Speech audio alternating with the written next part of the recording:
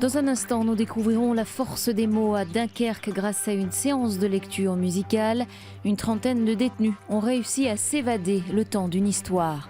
Nous partirons en Eure-et-Loire, les artisans s'engagent pour la planète. Nous nous rendrons chez une coiffeuse qui voit désormais la vie en vert. Mais tout d'abord, découvrons cette expérience inédite en Seine-Maritime. La société de transport Havraise propose une semaine de promotion sur ses tarifs, notamment des soldes sur les amendes. Objectif de cette initiative, aider les usagers à se mettre en règle. C'est automatique, je sors de mon sac et voilà. Chaque fois que je monte, je l'ai en main et je valide et je la remets dans ma poche. Ça peut arriver d'oublier et puis en plus on a payé l'abonnement et tout, donc une heure d'inattention, voilà quoi. Acte délibéré ou simple oubli, avoir une amende dans le bus ou le tram peut arriver à tout le monde. Le montant de l'infraction, lui, on ne l'oubliera pas. 34,50 € si l'on paie dans les 24 heures, 51,50 € au-delà, et le tarif augmente au fur et à mesure. Pour éviter que des usagers se retrouvent dans une spirale infernale, l'IA propose de ramener l'amende à 20 € durant toute cette semaine. Non, je n'étais pas au courant, mais c'est bien de le savoir parce que j'en ai encore une à payer.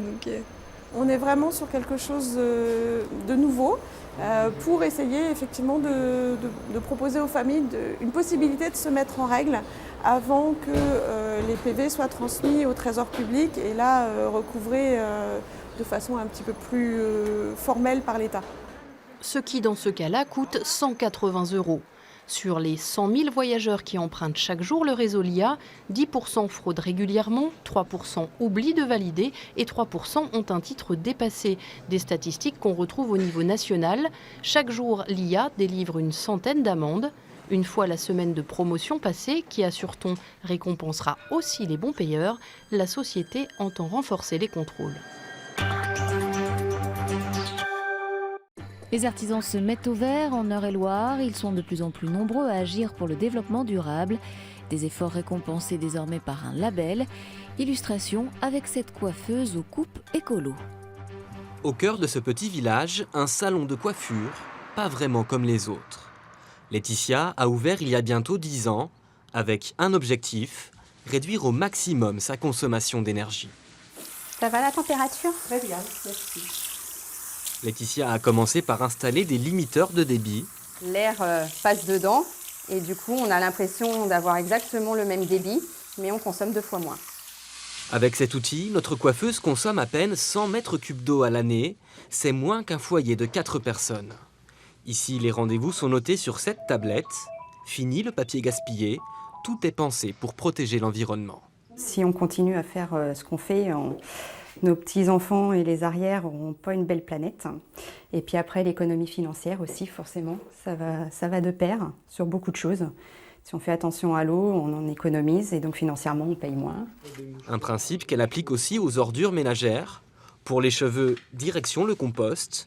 De quoi mériter son label écolo, il récompense les artisans locaux qui s'engagent dans un plan départemental de gestion des déchets. L'objectif, c'est de réduire de 7% la quantité de déchets ménagers produits sur notre territoire à l'horizon 2017. On compte une centaine d'artisans labellisés en Eure-et-Loire, des citoyens engagés jusque dans leur vie personnelle. La journée terminée, Laetitia prépare sa lessive avec ses noix biodégradables. Pas question pour elle de négliger quoi que ce soit quand c'est la planète qui est en jeu.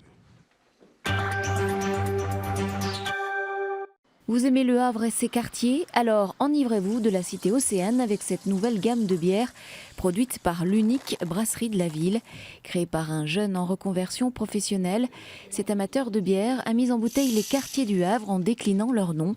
Ni filtrées ni pasteurisées, ces bières 100% terroir ont tout pour séduire les consommateurs grâce aussi à leur saveur originale.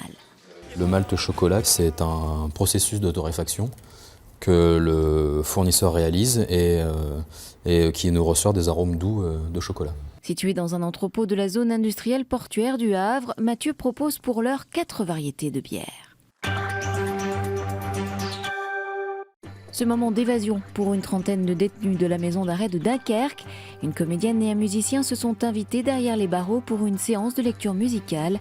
1 heure de liberté avec les mots. Mauvais élève, c'est ce que je fus. Janvier, le mois des mots.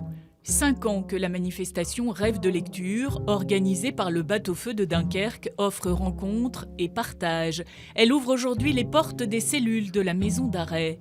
Lecture musicale de Florence Biziot et Éric Pralat pour une trentaine de détenus. Extrait de Chagrin d'école de Daniel Pénac. J'ai toujours entendu dire qu'il m'avait fallu une année entière pour retenir la lettre A. La lettre A en un an. Pas de panique. Dans 26 ans, il possédera parfaitement son alphabet. Et on espère même par la suite, lorsqu'ils sortent de détention, qu'ils aillent justement d'eux-mêmes se présenter au bateau-feu ou au musée, parce que justement, il y a eu ce petit déclic qui a fait que...